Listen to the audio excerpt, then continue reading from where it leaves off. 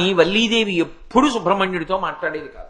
ఆమె ఒక గిరిజన నాయకుడు, అంటే అరణ్య ప్రాంతంలో ఉండేటటువంటి శబరులు బోయవాళ్ల రాజు యొక్క కుమార్తెగా అవతారం తీసుకుని వచ్చింది. ఈయనేమో దేవసైన్యానికి అంతటికీ అధ్యక్షుడు, మెరుపు తీగలా ఉండేవాడు. ఈయన వస్తే ఆవిడ చూసేది కాదు, వెళ్ళిపోయేది. బాబాయ్ అంతంత పెద్దవాళ్ళు మనకెందుకని వెళ్ళిపోయేది. సుబ్రహ్మణ్యుడికి ఆవిడ్ని వివాహం చేసుకుందామని కోరిక. అసలు మాట్లాడదామంటే మాటే మాట్లాడదు. ఎలా? అన్నయ్యని అడిగాడు. అన్నయ్య ఎలా అన్నయ్య, అసలు నాతో మాట్లాడదు, వల్లీదేవిని వివాహం చేసుకోవాలనుకుంటున్నాను అన్నయ్య అన్నాడు. విఘ్నేశ్వరుడు ఆలోచించి అన్నాడు, నీ కోరిక తీరేటట్టుగా నేను చేస్తాను, నన్ను పూజ చెయ్యాలి. ఒక్క నమస్కారం చేశాడు అన్నయ్యకి, ప్రదక్షిణం చేసి. నేనున్నాను కదరా, నువ్వు వృద్ధ బ్రాహ్మణ రూపంలో వెళ్ళక్కడ నించో అన్నాడు.